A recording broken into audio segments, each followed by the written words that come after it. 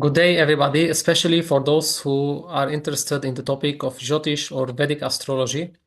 Today, there is an interesting subject to talk about, and we have the expert about this, Dr. Gary Gomes, who is a very well-known astrologer in the West.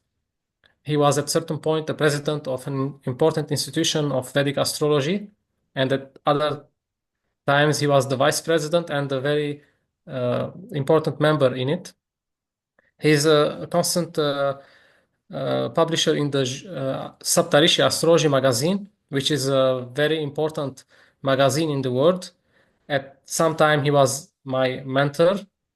He used to help me in figuring out few things in Jyotish. Today, we are going to talk about Jaimini Astrology, which I'm very interested about it, and I know I will learn a lot. Uh, we will start, I think, by the important question, Dr. Gary, who was Jaimini and why is he important in Jyotish? Well, Sage Jaimini was he was considered a student of Parashara or belonging to the same lineage. There's some dispute. So there is a figure who's well known for developing a very elaborate system of worship in India called Jaimini. So the Mamamsa school uh, in India. There's some dispute as to whether or not he's the actual founder of that school, but I mean, you can also find Parashara uh, as the author of the Vishnu Purana, so maybe he was, or maybe this was inspired by his teachings. But Jaimini astrology is really, um, it's one of the systems of astrology which was almost legendary but not explored very well until the 20th century. And so I'm sure there were people who explored it earlier on, but we just don't know that much about them. And Gemini astrology uses a different methodology of interpreting a chart than Parashari astrology does.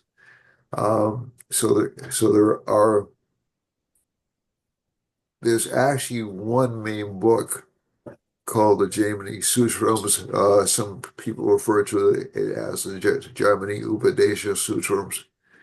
And Sutram, so Parashara is, Priya Parashara or Shastra is a Shastra.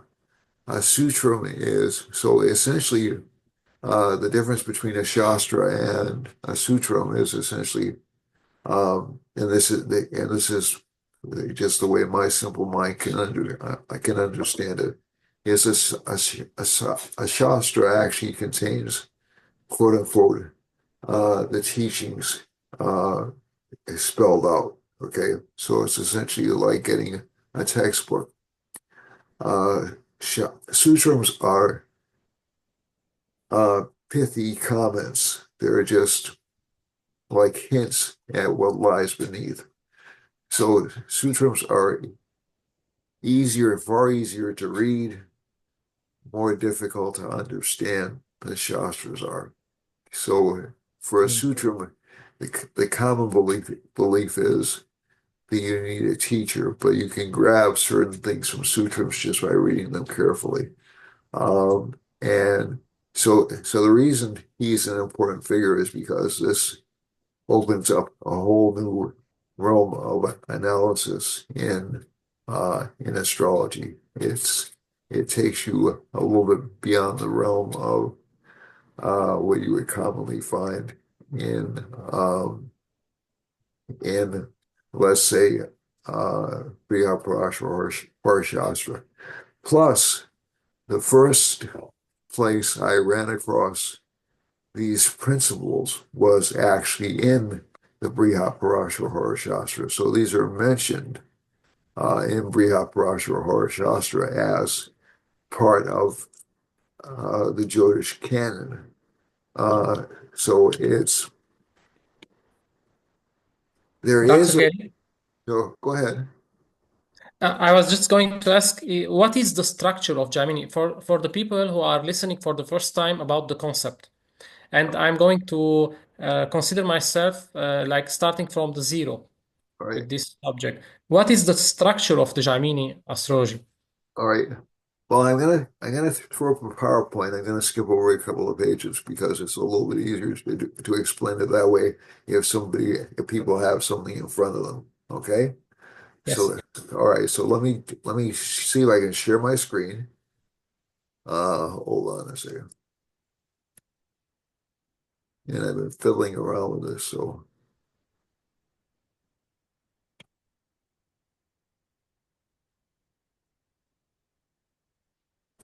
that hold on a second.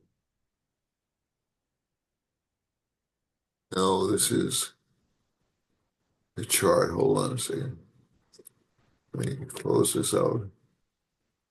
Okay. And let me see if I can find it. Okay, because I was just playing around with it.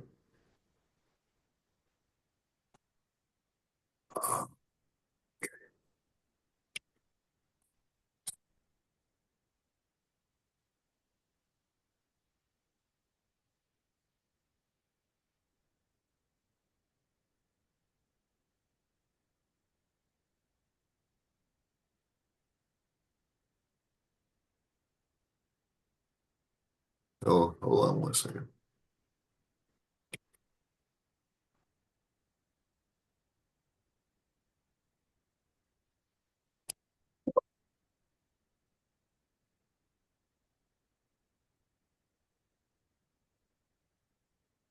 And open it again.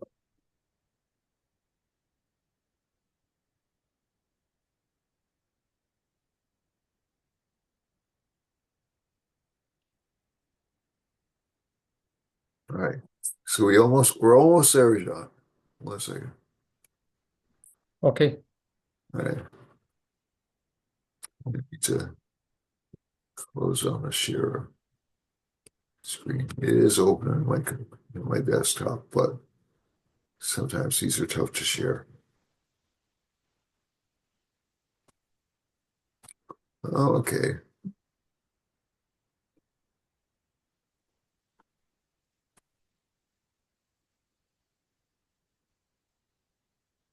Huh.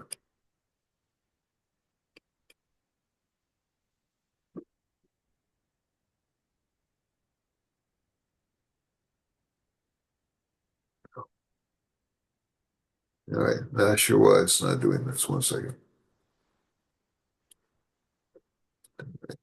So,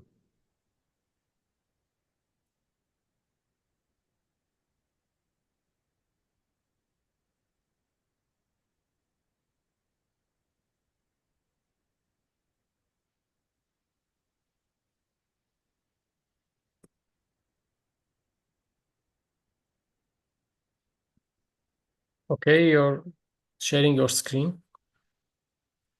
all right. And it looks like it worked.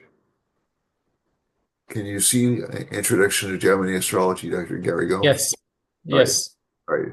So, okay. So, all right. So, um, these are for people who want to screen capture. These are people who are like really important individuals in uh, in Jaimini astrology, at least over the past 120 years or so. And probably the, the critical people. These are probably the critical people. But especially uh, B.V. Raman's grandfather and Dr. Raman himself. P.S. Shastri was a translator. He translated the Yeah. first copy of Jaimini Sutram. K. Rao brought Jaimini, or essentially broke the code for a lot of people. Sanjay Rath expanded the code, and both took inspiration from uh, Sri Shastri, Vimuri Ramamurti Shastri. And Rangacharya has also worked heavily on translations of it. He's a really excellent source. And he has managed to pull out some stuff from the sutras that nobody else has. Ernst Wilhelm took a very direct approach to it. UKHI is a person I know in India who's been trying to um, fine tune some of the significations. And Mark Boney is a very well-known Western astrologer, but he's written on Jaimini, and VP Goel has also written on it. There have been some other people since then, but these are like basically the pathfinders or the best explainers. Okay. Dr. Gary, the screen you shared is, I think, is frozen. Oh, okay. Let me see now. Let me see if I can. All right. So what are you seeing? Are you just seeing the introduction to Jaimini astrology? I'm seeing the page where there are a Word document, and Okay. you tried to open the file, but it didn't seem to have opened. Okay. All right. Now let me see if I can. Okay. Let's try this another way. All right.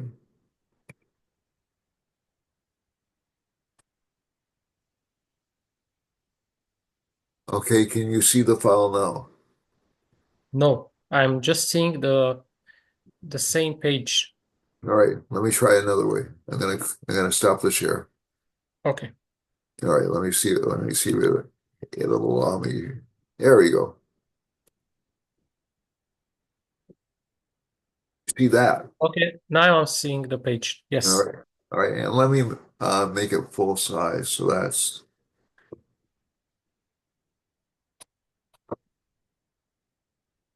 insert draw animation slideshow.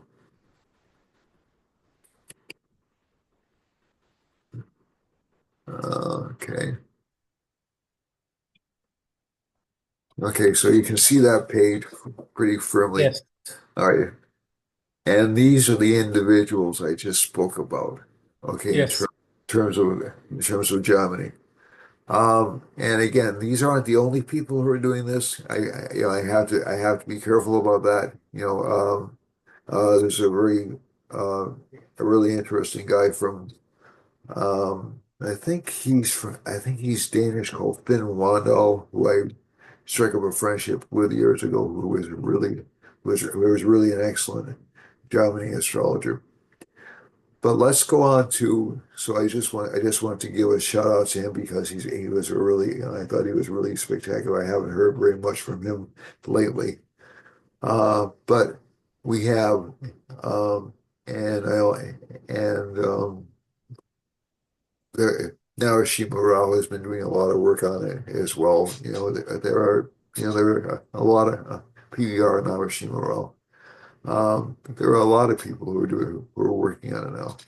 All right. So essentially, in Jaimini astrology, we have karakas, which are based upon the planets from the highest to the lowest degree, and it's and essentially karakas. We'll get into a better explanation of what those are, but everybody's familiar with karakawas or special indicators in a chart. So the sun is the karaka for yourself, your soul. Moon and father. Moon is karaka for mother and family life to a certain extent. Mars is indicated for brothers. What happens in Gemini is any planet can be an indicator for any of these karakas. So it depends on the degree they're positioned in the chart. So let's say um, if Jupiter's the third highest degree planet in your chart, that's the indicator for brother. That's called the Bhatri Karaka or brother indicator. Jupiter is going to be your indicator for brothers. If Saturn is the Amakaraka, then Saturn is going to be the planet which is about you, yourself, your health, how you view the world, etc., etc. So it isn't necessarily going to be the sun in a particular chart. And those will change the nature of the natural significators to something else. Okay, so you'll see, and but they are complementary. The interesting thing about them is they are complementary and they do work together, oddly enough. Signs, now this is the one that really gets people most confused, I think, in Jaimini, and that is the signs aspect each other. So a cardinal or a chara sign aspects a fixed sign or a stira sign. A stira sign aspects a chara sign, or so fixed is stira, cardinal is chara, and except the adjacent sign. So Libra will never aspect Scorpio, let's say, or Taurus will never aspect Aries, Cancer will never aspect Leo, or vice versa. Capricorn will never aspect Aquarius.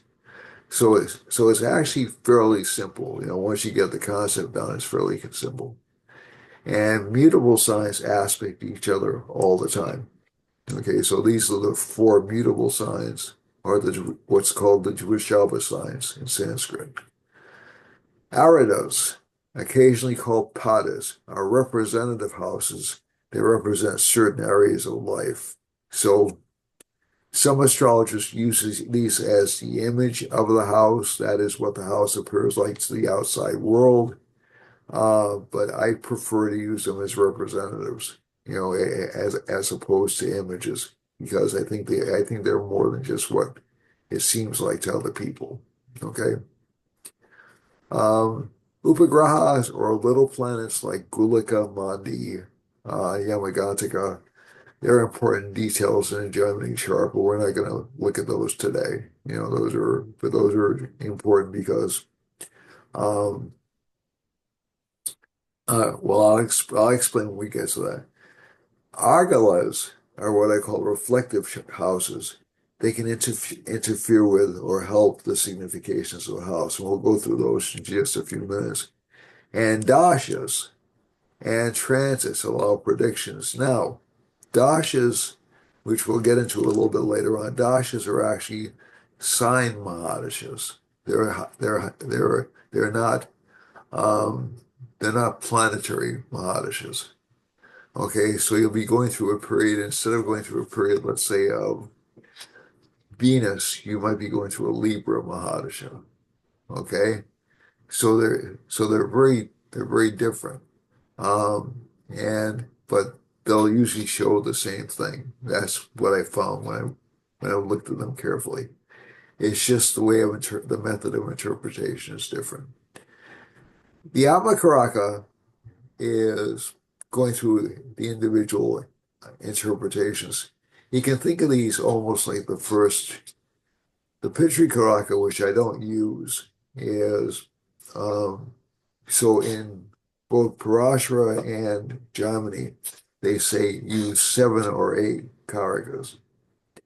They don't give the conditions in either text for when you would use 7 or 8. Um, and I essentially, some astrologers, like the two Raos, have come to the conclusion if there's a tie in planetary degree, that's when you use the 8 karaka. But I've never found a need to use them.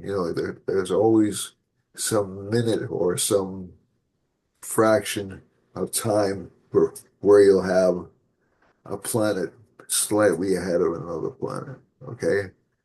Obviously, those parts of life tend to get very confused. So let's say you have your sixth and your seventh house, let's say you have the dark rocket, which is the relationship for spouse, tied with uh, a career. then the spouse is met through the career, right? So you'll have certain combinations like that that show up in a chart. So to me, there's no need to put an eighth karaka in. I've tried both techniques. They both work well. Um, I just find you have to take more steps if you add an eighth karaka. That's all. It's just like it isn't quite as obvious, which may sound paradoxical, but it's really what I found. The Amatia karaka. So the Ama karaka is the self, the soul, the body, and this is especially important in assessing spiritual progress, and especially when used in conjunction with the Navamsa chart. The Amatya Karaka planet is, so this is you more than any other planet is, okay?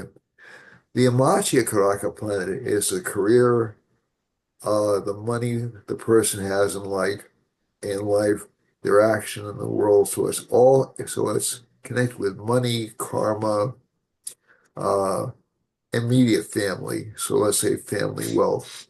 Um, I've been Jupiter's my Amatya Karaka planet. I've been a counselor since I was uh, 19 years old. Okay. So I've been an advisor since I was 19 years old. This is outside of astrology. Like most of my jobs were counseling or writing jobs. And so that fits what I do as a career. I'm not necessarily saying I'm very good at it, but that's what I do. All right. Um, the Bhatri Karaka is the indicator of siblings, desires, skills, ambitions, sometimes father, and also guides. So this is sort of like a third ninth house. Okay. Yes. My, I'm noticing they are like the houses. I mean, starting from the first house, second, third. yep. The Machi Karaka is mother, education, home, career status. Okay. Pusi Karaka is luck, children, politics, entertainment too, and happiness. Okay, so I'm reminded of the Frank Zappa line, politics is the entertainment division of the military-industrial complex. But essentially, this is also the house connected with politics because none of us ever vote for anybody we actively dislike or not consciously, or we dislike that person less than we dislike the other person. So there's always a popularity element connected with politics, and there's always more or less. So we're looking for somebody who's going to give us pleasure, or at least give us what we ask for, or promise to give us what we ask for in a political life. The same is true with entertainment. The same is true with happiness, joy, and even children. Children are viewed in certain civilizations as money in the bank because they're supposed to take care of you when you get older. Okay. So this is also the house of past life credit. Okay. So the children you have are indicators of past life credit as well. Gnati Karaka is enemies, illness, hardships, cousins and distant family, and also competitiveness. Okay. And analogously, the sign or the dasha of the Nati Karaka is very dangerous for health, enemies, opposition, but it's good for spiritual sadhana. Okay, it benefits spiritual practice. The other thing is, and this is a little bit getting ahead of ourselves, the dasha of the Yamakaraka is considered dangerous. And I can understand why that would be because essentially your body is exposed. The essence of who you are is exposed. So if you have, let's say, a combination of this chart uh, of these, you're either going to be very competitive or very sick throughout most of your life. Okay, so it's not necessarily, or you'll have a lot of enemies. It's not necessarily, and again, successful people tend to have a lot of enemies. It's not, that's not really a shocker. The Dharaka is the house of spouse or partnerships. Okay, so people that and this includes business partners or people you share common interests with. Okay, All right. Dr. Gary, Yes. may I ask before you proceed? I noticed that usually in the Parashara system or the house system, we tend to believe that if the ascendant lord or Lagna lord is in a good position, exalted or in a good house, it will tend to give good results. Now, when you spoke about the Atma, I can understand the Gnati Karaka, that it can be challenging, but I was more interested in your experience about the Atma Karaka. Why, why does it uh, have to be considered dangerous? And what is your experience in this? Suppose someone has the Atma Karaka in a good position. I mean, it is exalted. Would it still be considered dangerous? It's considered dangerous during the sign dasha in which it's placed. Okay. And it would be considered less dangerous the stronger it is, or the more favorably or the more benefic the planet is. But basically, it exposes you. Okay, that's really there's nothing defending you from the world. Hmm. Okay, Okay. so that's how I understand it. It's what I'm telling you is something which has been axiomatic. It's something that I've never heard properly explained. Why the dasha of the Yamakaraka is considered dangerous. And I think one of the things that I've seen now, Mars is my Yamakaraka planet, which is, kind of challenging in itself. But I've had like major injuries during Mars subperiods. I've had now this is consistent with the significations of Mars, obviously. It's not something which is like, geez, why would you get hurt during a Mars subperiod? What's wrong with you? It's just Mars. That's the major signification of Mars. But also it does things quickly as a planet. So sometimes it does things carelessly. And I also had like major injuries or fires during. Now, in my chart, in my particular chart, it's aspected by Jupiter. So and it's in its own sign. It's in Scorpio. However, one of the problems with my Karaka planets is sometimes they'll be at extreme degrees in a chart. So there's that paradox. They're the most important planet, but let's say they're at 28 or 29 degrees. That's also a very vulnerable position for a planet to be. Okay. So if all the planets are clustered around, let's say, like in the middle of the signs, they become less challenging. Okay. So that basic rule of, regarding the avastas of the planets Avashta.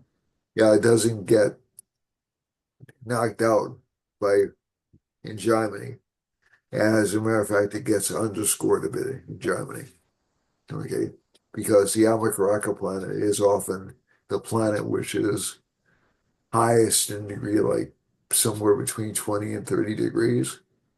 And I mean, not every chart, obviously, but but it can expose the person. It exposes the person to bodily or even emotional injury to a certain extent. Does that make sense? Yes, it made a lot of sense because usually the Atma Karaka would be at the end of the sign. Yeah, Usually. yeah, That's where Maharshi Parasara, when he explained about the Avashtas, he said the planet in infant or dead state doesn't give good results. yeah. And, And and that I, is in the beginning and the end of the sign.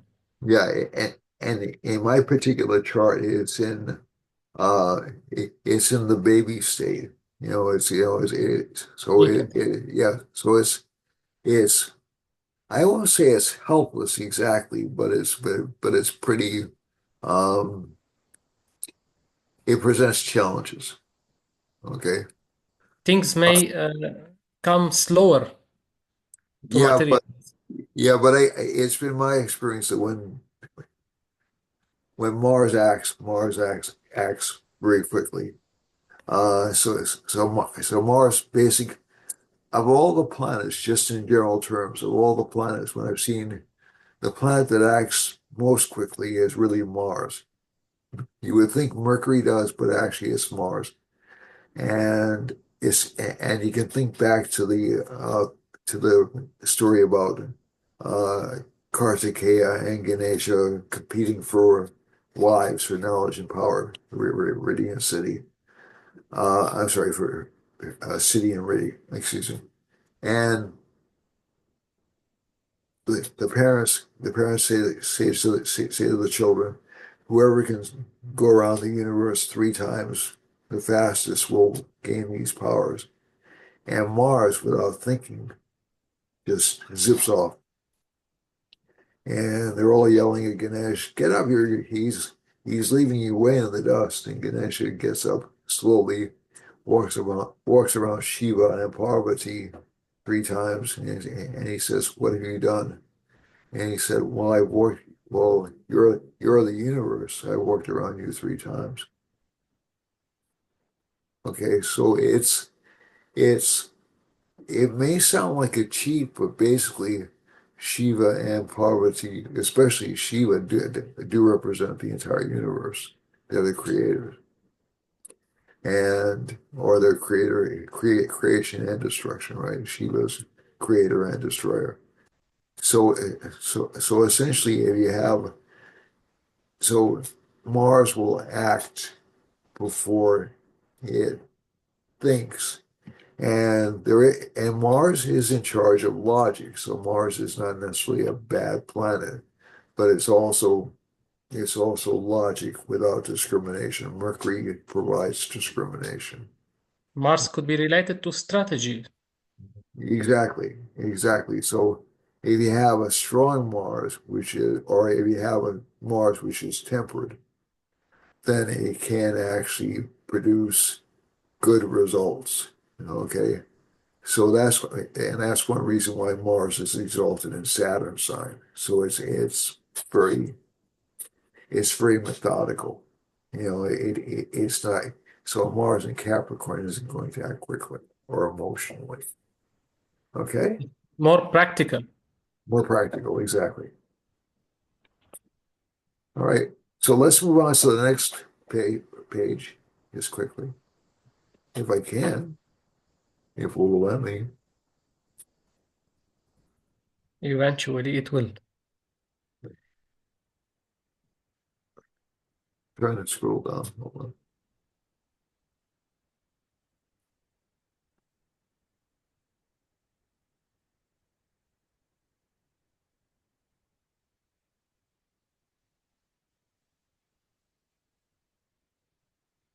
Escape from this.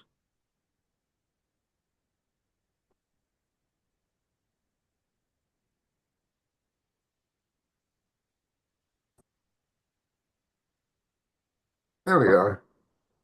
Okay, so I won't go into these because this is essentially a repetition of what I actually presented earlier. So so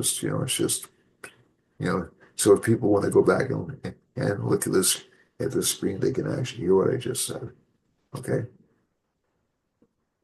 Aridas and Upagrahas. Okay. Aridas are images of how you appear to others according to Sanjay Rath or represent houses. That's Mr. Rao's technique and the one I prefer as well. The simplest way to determine an era is to take the signs, let's say Libra, and if Venus is in Sagittarius, the Aruda for Libra is Aquarius. So you count 3 signs away. Venus is 3 signs away from the sign it rules. So you end up. So again, it's a simple math. It's nothing about the math is complicated. It's just keeping track of it. Okay. Yes, it's Um, simple. yeah.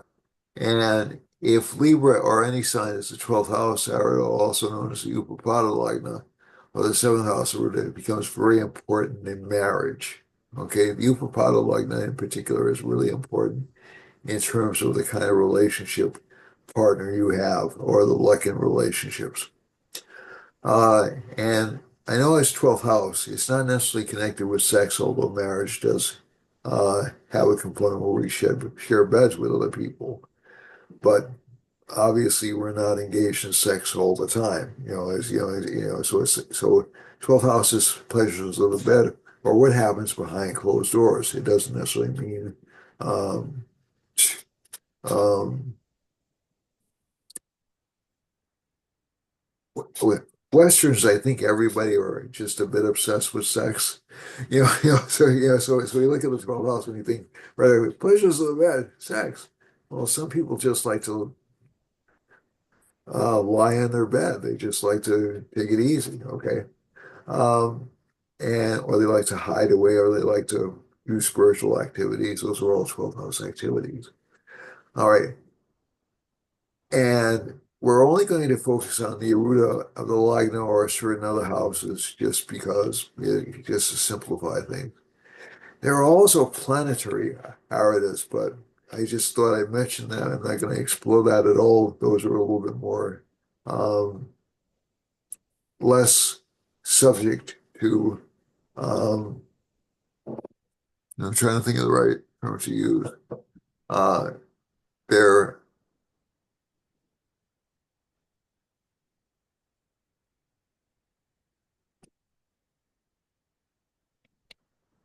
they're more in terms of where the planet will manifest more effectively. So I think that we'll skip that right now, just because it's a little bit tougher to explain. Argolas are obstructions, but also opportunities. Planets and signs and signs in the following houses are obstructed or modified by certain other houses. So this is one of the tougher concepts in Jaimini. It took me years to really understand this properly, if I'm honest. But the second and 12th houses affect each other. Okay, so you can get Argala from the second house, from a, and it's not just from the rising sign, although that's the easiest way to start. Okay, it's also from any planet in the house.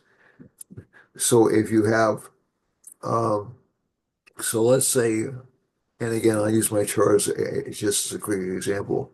I have so if my Karaka planet has no planets in the second, so it doesn't have Argala. But if it did, it has Venus in the 12th from it. So that will actually benefit Mars. Okay, so it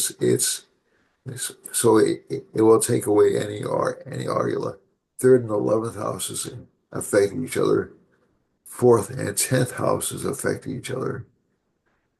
Fifth and ninth houses affect each other, and first and seventh houses affect each other.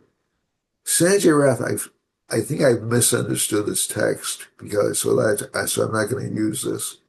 But basically, the fifth and the ninth houses are the houses we look at for affecting each other. I think he actually does say that, and I misunderstood the text, so I'm not going to. So I should have erased that. Okay. All right. So again, you can think of Argala as expanded equivalents of Katari or scissors yogas. Okay. And these modify the chart significantly and can elevate or deflate the promise in the chart. So Mars in the second house will be influenced by Jupiter or Saturn in the 12th house. The presence of a benefic Argala in the second house will be hurt by the presence of a malefic Argala in the 12th house. So let's say if you have Saturn in the 12th house and you have Venus in the second house away from it, that'll obstruct the effectiveness of Venus. The same is true with, let's say, if you're looking at career houses. So let's say you have Jupiter in the 10th house and you have Saturn in the fourth. That Saturn will interfere with career, uh, but Jupiter in the 10th will actually help the person in terms of schooling. It'll take away some of the flaws that Saturn the fourth house might have. So the person may be delayed or obstructed in going to school, but may be able to take up their studies later on. Okay. So, Yes. yes. All right. So again, I'm not going to go through, all the way through this. These aren't the same as Jaimini aspects. So they don't, the Argala is a one-on-one relationship. It only affects the houses involved. Okay. All right. And the Charadashas are essentially, they're essentially what I would call a universal dasha, like Vimshottari is considered a universal dasha applicable to all charts. There are other dashas, like Stira dashas, are connected with fixed events in life. They have fixed periods in time, and they usually go, I believe it's 6, 7, and 8, or 7, 8, and 9 years in sequence. And but the Charadashas are calculated according to where the ruler of the sign is from the sign itself, and they're counted in a specific way. Okay. All right. So fortunate combinations in a chart are the Yamakaraka, the Amatiyakaraka, the Matrikaraka, the Putrikaraka, and less so the Darakaraka and the fifth house lord combined or aspecting each other. Okay. Unfortunate combinations, pretty much the same as in regular astrology, regular Parashari astrology, are the Matri Karaka and Ganati Karaka. These are essentially like Dustana houses, where they're standards for the Dustana houses. Steps to analysis, you determine the rising sign, determine the Karakas, look for combinations through conjunction or Rashi aspect, and interpret according to natural houses and Aruda houses, Arada houses. All right. Um, and again, you're initially looking at the dormant potential in the chart whenever you look at a Jaimini chart. Okay. And the Amakaraka planet is the most important planet in the chart. That's really going to give the potential for um, success or lack of success in the chart. Okay. So, again, my Makaraka planet is weak because it's at extreme degree, but it receives good aspects from other planets. So I think that Rahu and Ketu aspected that's considered difficult by some astrologers. Um, it's actually okay for wealth production in a Jaimini chart, and Jupiter also aspects um, my Makaraka planet. So again, it's not all bad. It's not all difficult. If so, if you have important areas, your Rudalagna for self and the Upadalagna for marriage and partnerships are really important. Okay. And as I said before, the same planetary avastas or ages and conditions, Ucha, Nija, exalted, debilitated, as you indicated earlier, those all apply. Okay.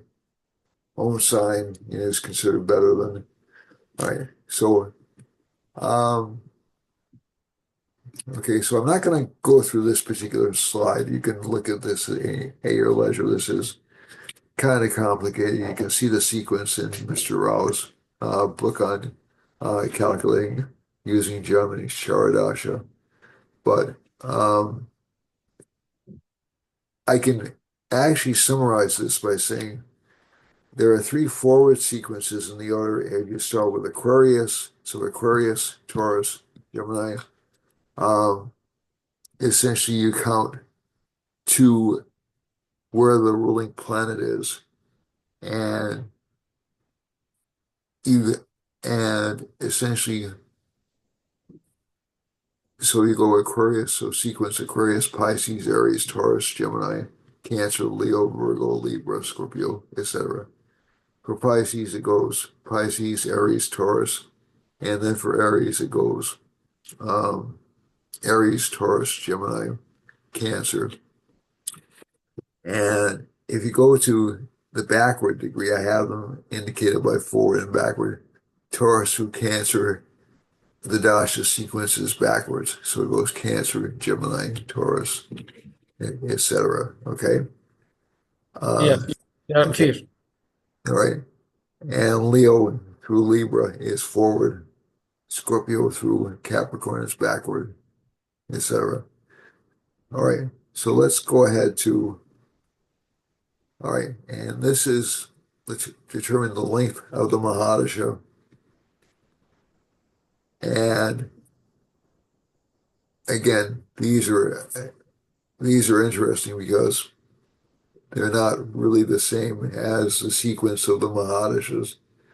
Um, and so you have to count backward. You count forward from Aries to Gemini, count backward from Cancer to Virgo, count forward from Libra to Sag, and count backward from Capricorn to Aquarius. So um, the only exception to these rules is really for Scorpio and Aquarius, in that Scorpio is considered to be co-ruled by another planet. Okay. Ketu. Uh, okay. So if K2 is if K2 is in Scorpio and Mars is not, then Mars is picked. Okay. If Mars is in Scorpio and K2 is not, then K2 is selected. So and the same is true with Saturn uh for Rahu and Saturn. Okay. Um, no sign gets 0 years. There are cases in which a sign could get 0 years, and that case is really Sagittarius. The most obvious case is Sagittarius because Jupiter can be placed in Capricorn. If you count forward one sign, then you subtract it, you get 0 years Sagittarius Mahadasha. And that doesn't happen, basically. So at least every chart gets at least one, every dasha has a chance to exhibit itself, even if it's only for 1 year. All right. All right. All right. So how to interpret dashas? 11th house dashas normally means some kind of financial gain or recognition. Can also indicate health problems to a certain extent because the 11th house also governs health issues. Um, Look to see if the Karakas or the chart are engaged in favorable yogas, and look to see the Aruda of the dasha. Okay. Oops. And time permitting, see if favorable or unfavorable upagrahas or agalas are affecting the house sign dasha. You're literally building a house. That's how I like to look at it. Now let me see. Now this went forward just now, but Dr. Gary, yes, sir. if we are going to move on for the practical application, Yep. uh, could you give us a demonstration about how you find it remarkable that the Jaimini system really works in timing events or considering the strength of a certain house or search certain karaka? Well, I I mean I gave you examples from my chart, but basically I think excuse me, I think one of the things I can illustrate that if I go onto the actual chart that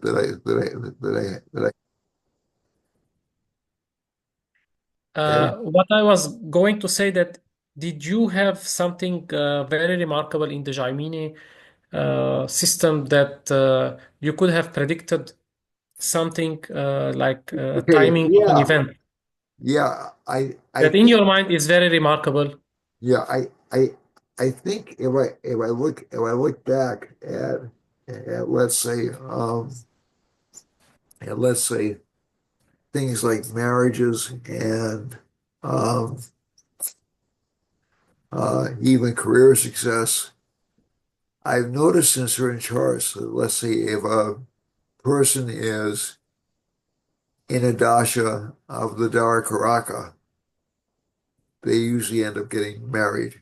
You know, even if it doesn't show or only shows weekly in the Vimshottari dasha system.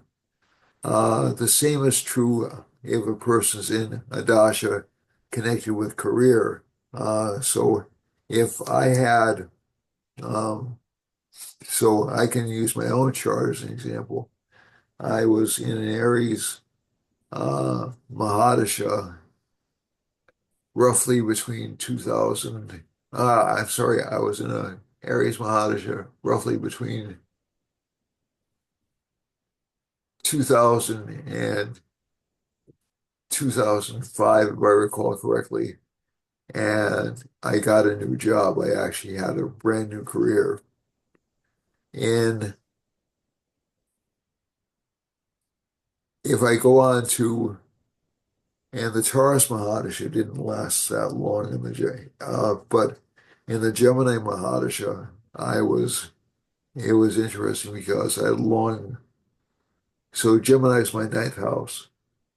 Um, I long dreamt of going back to school during Gemini Mahadasha, or not during a Gemini Mahadasha, excuse me, I dreamt of going back and getting my doctoral degree.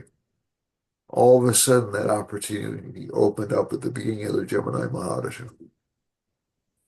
which represents the higher education. Higher education, that's right. So, and also I was traveling a great deal during that Mahadasha. So that was roughly consistent with when I was president of the Council of Vedic Astrology as well. Okay, so a lot of those things will tend to career life at home actually improved when I entered Cancer Mahadasha. So career life in terms of the regular day-to-day job, I got a promotion at work. Um, and I was being considered for a higher level, and but um, that got nixed because I have K2 in that house. Okay, so I think all these things are sort of like like at least personally, these are things that I've experienced. Okay, let's see if I can fix this. I'm not sure why this is doing this because I'm trying to get to a chart. All right, there we are. Okay. All right. So are you familiar with this gentleman? No, I never heard about him. All right. He was I'll give you some background. He was very famous in the United States because he was a billionaire in his 20s. Okay, he actually had a very successful Bitcoin company. And he was a billionaire, and he was just like raking in money left and right. As a matter of fact, he was a large political contributor as well. Um, and it turns out that when they were trying to examine the books, when they finally got to examining the books, and when people actually started asking for their money back, lo and behold, the money wasn't there. So, so basically, he had defrauded. All I right. think I heard about the Yeah. scandal. Yeah. Yeah. He was. Yeah. Yeah. Yeah. He was. he was a he and not that I'm picking on the Democrats, but he was a large Democratic Party contributor. You know, Mhm. and uh, he also gave heavily to charities, set up a charitable foundation, and uh, uh, and basically he was just. I wouldn't say he was entirely a fraud, but basically it was um, it was similar to oh God, I'm trying to think of the guy's name. Um, Conman. what was it again? Uh, I mean, you don't consider him a conman? Yeah, I do. I do. Yeah. Yeah. It- uh, I mean, Ketu in the second house, the second floor debilitated in the yep, financial house, with another not a very good moon with it. yep, Saturn, Mars in the ninth house can somehow devalue the values of a person. yep, yep, exactly. Now, now let's look at what allowed him to get to the stage by just using Gemini factors. Okay, so his Alma Caracca planet is Venus. Venus is located in Capricorn. Okay, his career indicator planet is the Sun, which is in the 10th house. It's naturally placed or it's well placed in the 10th house. Okay, that's a good Yes, placement for the Sun. for the sun. All right. Let's see now. His now I'm trying to see if there are any aspects to the Sun in this chart. And let me just see now. 11 and 5. No aspects to the Sun. Okay, it doesn't look like it. Um, so I'm looking for planets in cardinal signs. And the only planets in cardinal signs are planets right next to it. So that, but they do form in Argala. Okay, so he has an Argala for Mercury and Moon, offset by Venus, Saturn, and Mars. And as I said, when this combination, so he has one benefic over here close to the Sun, but these Argalas aren't good. Okay, they're considered unlucky and they won't be helped by negative planets in the 12th house in this house. So that so that's using the Argala principle. But we have Venus, Saturn is his Bhatri Karaka, so that's sort of like a conjunction with a Dustana Lord. Okay, Mars is his Matri Karaka planet.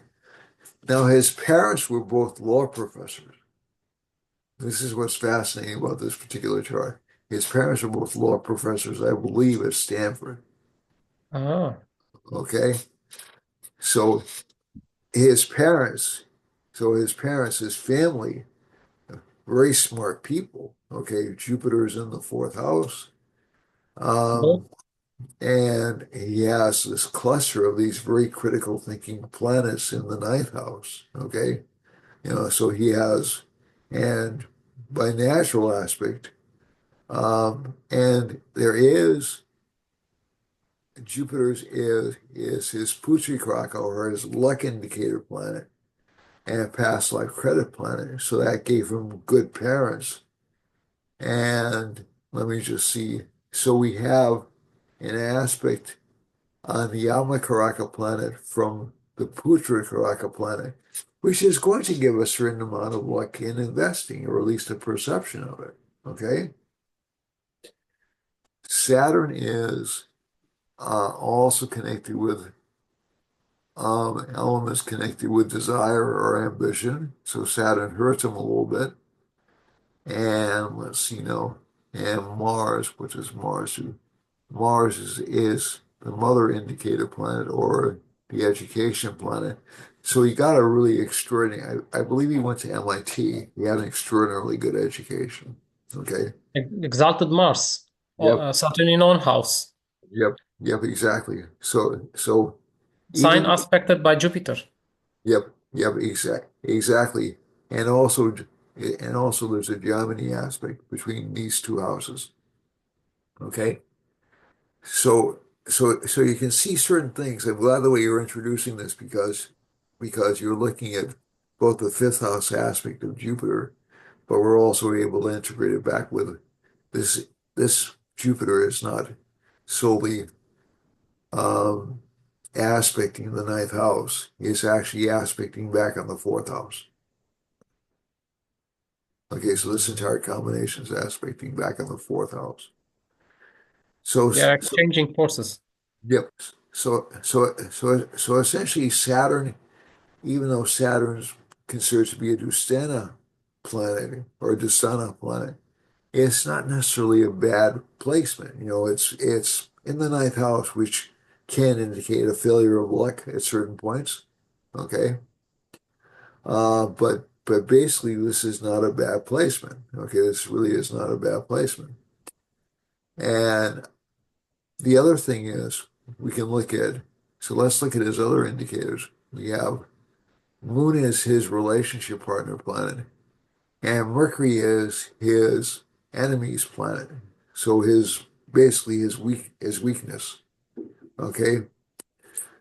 So basically, he had his girlfriend essentially keeping the books in the business. This is so this is sort of like the background of the story, if you want to look at it. So he had a relationship partner, and she was a nice enough person, but I would probably say um, either sloppy with the books or the person who came into audit. I think was the same person who they asked to audit uh, in the 2007. It was either 2007 crash, and he just said he never saw books more out of order than they were in that business. Wow. It was almost I won't say the actual words, but I had a colleague who was trying to audit a local agency, and she told me the records were just she didn't use this figure, but they were too screwed up to review. She didn't use those exact words, but you can fill in the blank. They so so It's so obvious. so essentially all these planets. Now, the other thing we have here is we have K2 and Rahu um, in mixed signs. So K2 and Rahu are aspecting Mercury. K2 Mercury combinations, um, they're really adept at making up stories. I think I've told you this before. They're really expert at making up stories or promoting themselves or exaggerating to make themselves look bigger or exaggerating. It's like a second nature to them. It's just, sometimes they can't help. I've seen people with that combination in their chart and they just can't help it. They have to exaggerate or lie. It's just, it's fascinating to watch because actually, in many cases, the truth would be simpler, more straightforward, but they have to make up some elaborate story. Okay, so it's just so K2 and Mercury, good imagination. K2, Mercury and Moon together, usually an unsteady mind. The person is kind of like thinking all the time, thinking about gains. But if Mercury is in this house of gains, and is Lord of the second house, are they going to be honest games? Just as a general question. Probably not. Okay. Debilitated Mercury. Debilitated Mercury, yeah. So, and again, to a certain extent, there's no discrimination between truth and fiction, although I'm certain he knew what he was doing with that Jupiter aspect in the ninth. Okay. And sometimes people will get into this field, not, uh, cryptocurrencies or Bitcoins. There have been a lot of businesses that have, just built up fortunes only to see them disappear overnight. He's not unique in that regard. What is unique is the extent to which he was um, he covered it up. Basically, this was like the single largest Bitcoin crash in history. And there was another company that was convicted at the same that was found out to be doing something similar, but the scale was so much smaller than his. It was almost insignificant. So I mean, I think I can't remember the number. It was, yeah, but it was just monstrously big. So if we look at his life pattern,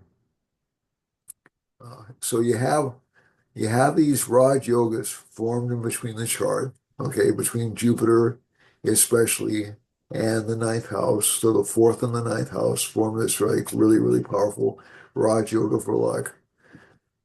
Ketu and Rahu, since we're not using those as determinants here, uh, we'll just leave those out, but they are affecting Mercury and Moon, obviously, so they're causing some problems here. Sun isn't really causing any problems by itself, but it's in kind of a weak sign. It doesn't like Aquarius too much.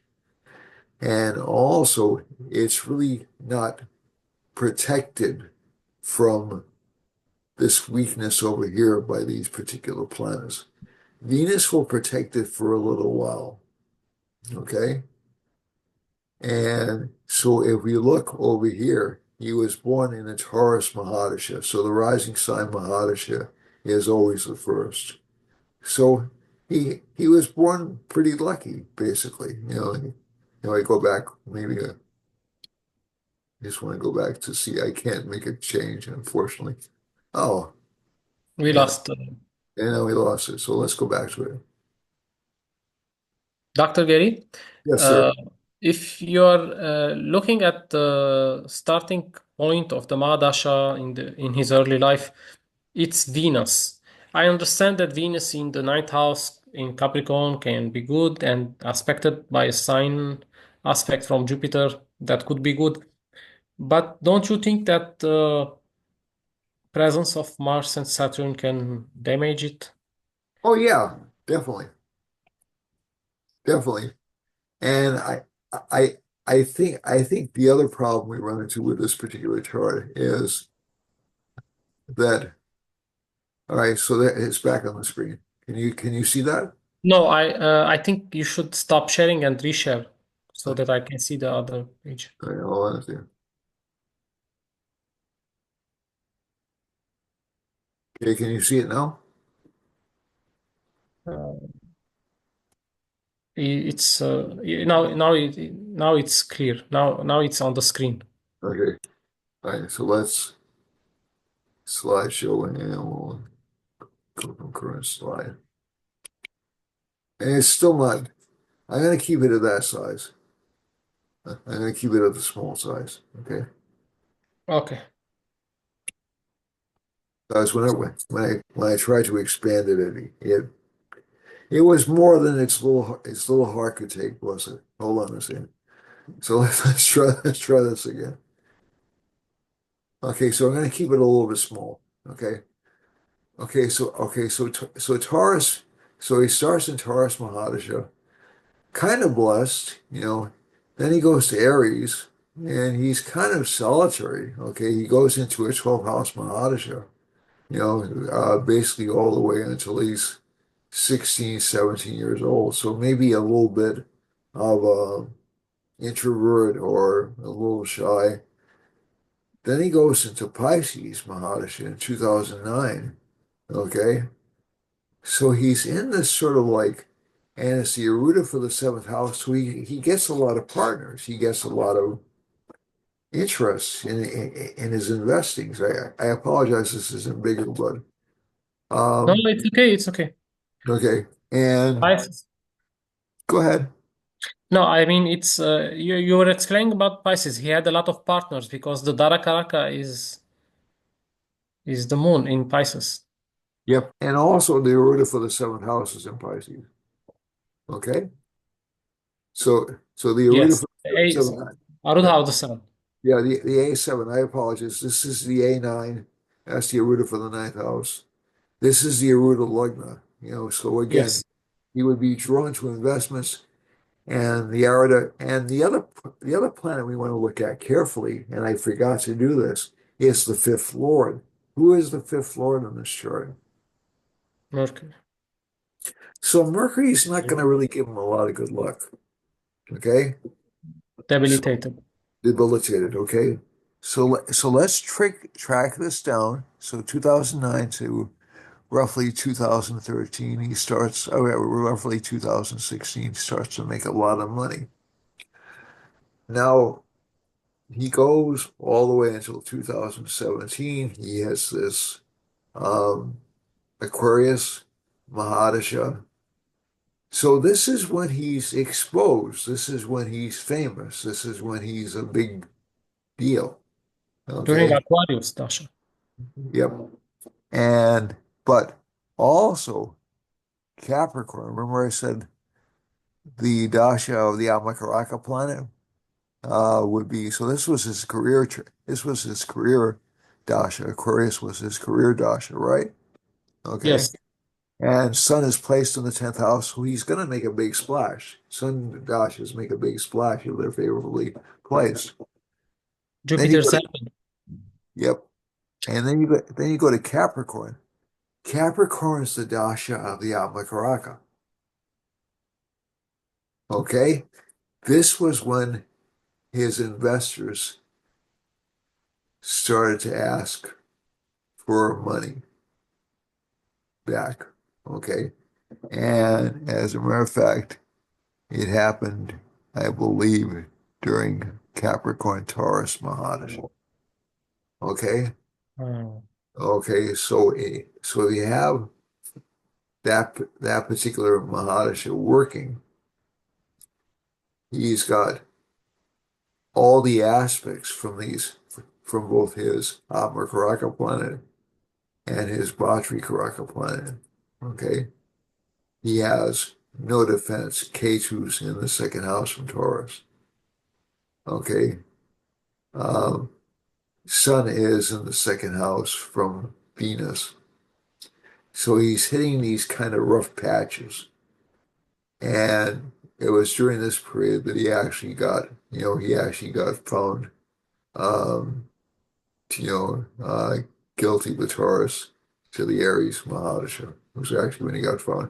It actually happened rather quickly, because Mars is there. Mars yeah, is there in Capricorn. It yep, can yep, trigger things yep. quickly, maybe. And this is something in which I'm gonna pull out one of my favorite techniques. His chart was lucky up until 32 years old, 33 years old, right? He hits 32 over here. That's the maturity date of Mercury. So, Oh, so any bad karma connected with Mercury, it'll click in at that particular point. So he may have been able to avoid it. So his last planet to hit maturity was Mars. Okay? So that's an exalted Mars, gonna give him a lot of luck, gonna give him a lot of property, gonna give him a lot of success. Around the age of 24, Venus matures. Okay? Saturn matures at age 35. He's in jail right now. His parents are trying to figure out a way to get him out of jail. They're asking President Trump if he can get him released. But I don't know. I just thought it was an interesting chart to look at because this was in the United States in any event. This was a major news story. This was, and again, it wasn't, it was a story I don't think was politically motivated. It just happened that he happened to have been contributing to the Democrats. That was, if he'd been contributing to the Republicans, it would have looked just as bad. And the Democrats didn't know he was doing this stuff. In fairness to the Democratic Party, they didn't know he was doing this stuff. So I just found this particular chart to be a really good example of the way the Mahadashas work in Germany, and also the way the Karakas work, because this Mercury in this chart is so bad from a variety of areas. It's not funny because number one, the most obvious one is debilitated, right? But secondly, it's also his Gnati Karaka, his enemy planet, is also is is also connected with um, its maturity hit around the age of 32 to 33.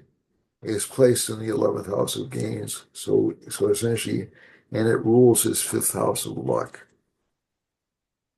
It's really so. If something horrible didn't happen to him around the age of 32 to 33, essentially, yeah, I would have been shocked in any system. Do you have his Vimshotri Mahadasha for that age? Uh, yes, Dr. Gary. Well, which Dasha is it?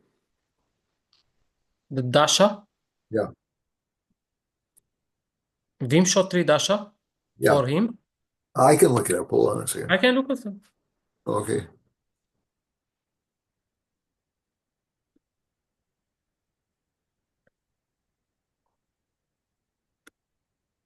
He's born in 3 May, Yep. Yeah. Oh no, he was born March 5th. March. March 5th. I Yeah, we do things backwards over here. okay.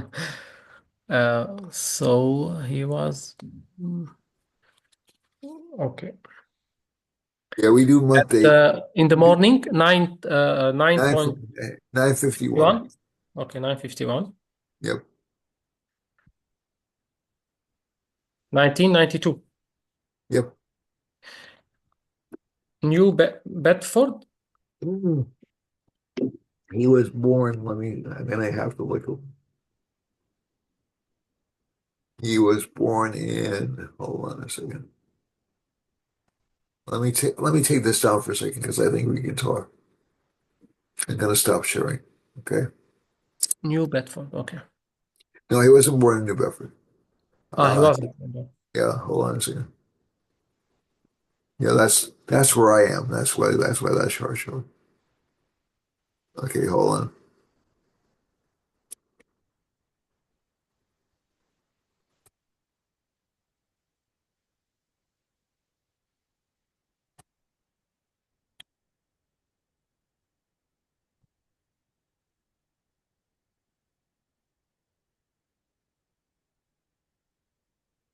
March 5th, 1992, actually. Hold on a second. 9.52. He was born in Stanford in California.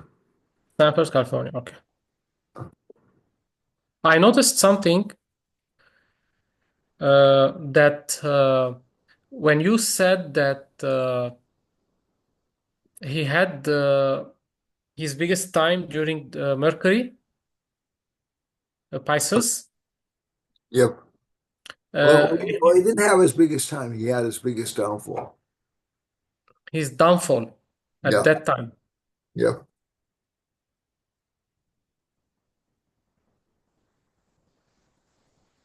So he was in a Mercury Dasha from 16 years old until September 13th of 2025.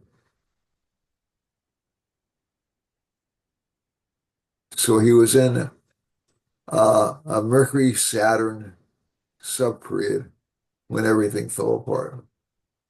Uh, he was in Mercury, Saturn. Yes.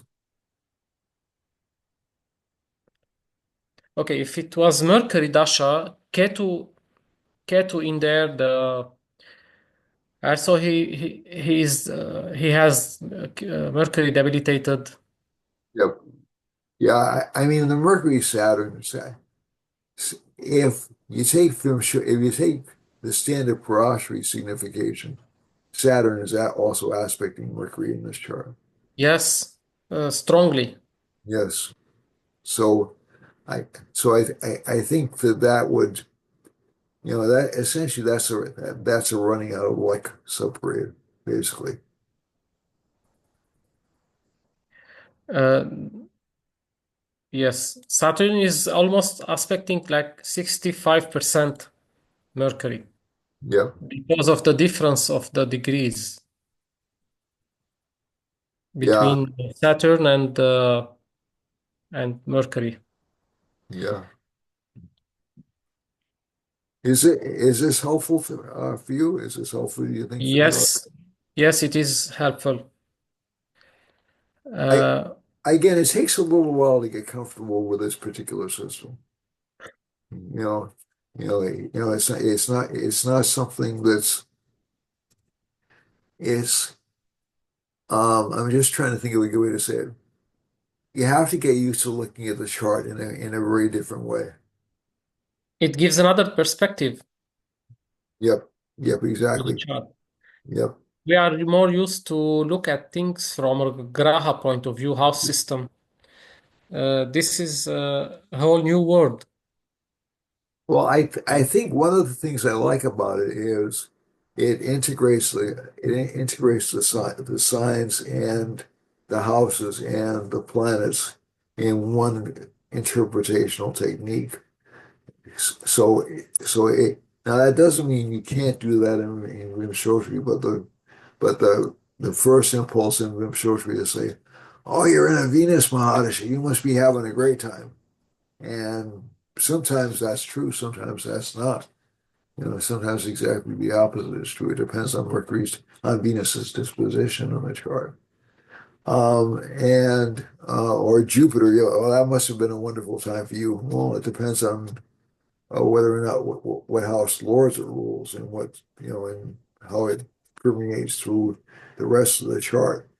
And you can go actually, if you look at things like the Almacaraka planet, you can look at the potential for liberation in the chart through that, or what deities the person will worship during their lifetime. So it gets useful even in terms of assessing spiritual proclivities, pathways, even what kind of a house the person will end up in. You know, Yes, you know. So I just tend to think it's kind of and let's say you have some desire that's been like perking in the back of your brain. Uh, so I had a choice between going to India and going to graduate school, which is an interesting choice to have. And but I said to myself, I can go to India a bit later. It's not something that I had to do right at that particular point in time. And I've been trying to go to graduate school for longer than I've been trying to go to India. And I just figured, well, it's an opportunity, you know. So it doesn't mean that I never want to go to India. Uh, But it was part of my karma I think I had to fulfill in this lifetime. So so like I said, it's directional, but it can give you choices like that as well. yes. You know? It can give a whole wide new perspective for a lot of things to look in the chart, Yep. especially the Argalas too. It is mentioned in the Parasara system, the Argalas. I sometimes use it. I mean, it's an important thing. But in this system, it's good that they are concentrating on the sign system, uh, because in the sometimes in the Maharshi method, we sometimes give more importance to the graha. Yep. Yep. And the grahas are essentially the driving force, obviously, behind the chart. The signs are manifestations of the graha, but the gra but the rashis are also fields of activity that the grahas act in. So I think it's an effective integration of the field of activity and the action. It You know, becomes complete it becomes if we complete. Yeah. unite if we unite the both systems. Yep. And there is considerable controversy about Jaimini. If you talk to maybe two different, I'm going to make a joke and I hope nobody takes offense to it. If you talk to two Jaimini astrologers, you get three different points of view. Uh, It isn't the way it is in Rosary where you can talk to every astrologer and get a different perspective on it. It's like you'll get like two and three different perspectives in Germany because it's still not settled. There was a guy who wrote an excellent paper for Bharat Video Bhavana, and he said, hopefully someday somebody will pull all these interpretational systems together and make a holistic system out of Germany. But there are some systems or some interpretational systems which work well on their own. They work well by themselves if you follow that set of rules, but they don't seem to work if you try to integrate them together. So that's the big challenge in Germany is sort of like coming up with a universal language of Germany. Certain things are universal, like the Almacarakas are universals, but a lot of other things aren't. Okay, my Dr. friend. Gary, is there anything you have to add in? No, this was just like a scan introduction. Keep in mind there are 44 dasha systems at least in Germany. And some say more. Okay, Dr. Gary, that's just in Germany. are there any conditional dashas? They are Um, conditional or they are universal dashas? Specific purposes. There are specific purpose dashas in Okay. Germany. So for So illness, certain dasha will work for certain type of readings, thing. yeah. Yep. Yep. So let's say you're looking at fixed destiny, you want to look at the Stiradasha. If you want to look at the Chara, that's for changeable destiny. That's good for that. Shula Dasha is sometimes good for depict for identifying health crises, those kinds of things. And those are the three that I'm most familiar with. The other dashas are more specialized than that. Let's put it that way. Hmm. Dr. Gary, the Chara dasha is we can consider it like a universal dasha. Yeah, and there's another one called General. there's another one that Sanjay Rath particularly likes, but it's really a form of Charadasha. He calls it it's referred to in as Padkrama Dasha in Jaimini Sutram, but he refers to it as Narayana Dasha. Hmm. And that's much more elaborate than Rao's system, the Charadashas. The calculational methodology is um, interesting. In that dasha, you can actually calculate Mahadashas for every divisional chart. So you can You mean actually go the on Vargas? the Vargas, yeah. Yep. So it's interesting, and I think that it's probably useful, but I also, um, and this isn't a criticism, the Vargas are all derived from the main chart, so I'm not necessarily sure it's necessary to do that, but he what he was taught it is. So it's a way of like microscoping the chart, maybe. Yes. Okay. So I'm not saying it's invalid. I just haven't found I haven't experimented enough with it to find out whether or not it works like spot on. And the other problem you run into with the Vargas is that you have to be much more certain the time is exactly right.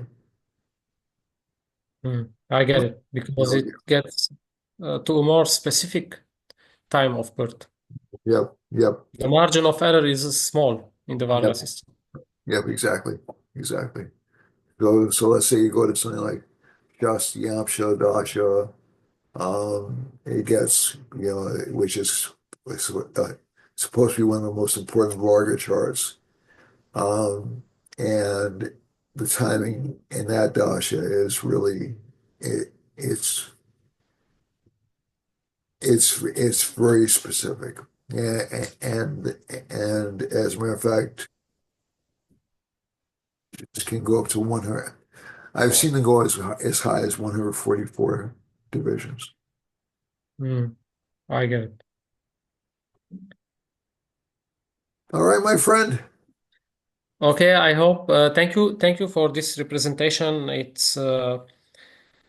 gave us a light on this system, and I hope those who are following enjoyed it. And I know you have a good deal of experience in this matter. I enjoyed it because I needed to refresh this method in my mind. Uh, so I think you were that part in me that wanted to refresh it. So I would like to thank you, and it was a great episode. I think we covered the most important things in the Jaimini. Yeah. I I, know there's a lot more to talk about, but those I, are the general things. I mean, we could go into a lot more depth, Yes. even in this particular chart. But again, I think that's sufficient for a person to get uh, at least acclimatized to the Yes. methodology. Okay? Thank you. Is there anything else you have to say? Or No, I mean, I would encourage people if they're interested in getting like a really good background in the system. There are books they can buy on it. I do like Mr. Rao's uh, Charadasha book, which is I think a really easy to understand book. But VP Gold has come out with some nice books. Mark Boney has come out with some nice books on Jaimini. I don't agree with everything Mark says, but that's the nature of Vedic astrologers, right? And I don't agree with everything that Mr. Rao says. It's not that I know more than Mr. Rao, but we're all born with different stubborn streaks and different and different interpretational uh, and your experience. programs, systems. Yeah, yeah, yeah. I think one of the things that impressed me most was I gave some basics of this to James Braha a while ago, and he couldn't find the auditors working for him at all. So so essentially, so again, it's going to be, and I've never found them to fail me. So it's just um, what the interpretational level is of the person. I'm not saying James is a bad interpreter. I may have invested more time in those, or I may be willing to see more in those than are actually there. I don't know. But but like I said, that was sort of like a shocker for me because I went like, oh geez, he really didn't like these. So it's but again, like I said, you'll find what is useful to you when you're doing your interpretation. The Darakaraka, though, the Mahadasha of the Darakaraka is really effective for marriage timing. That much is really true. Hmm. That would be the most asked question in the astrology domain, the timing of marriage. All right, my friend. Okay. Thank you for your time. Thank you for all of this. Hope the people who are watching enjoyed it. All right. Thank you very much, Jean. Thank you for asking me to do this. I did a shorter presentation on this for Accra, so I couldn't put quite as much.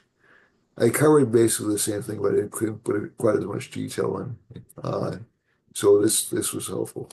Okay. Yes, thank you. All right. Thank you, my friend. All right. See you soon. See you soon.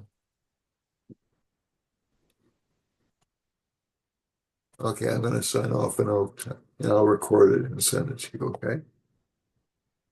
Yes, thank you. All right. Bye bye now, Jean. Bye, everybody. Thank Bye. Bye. you.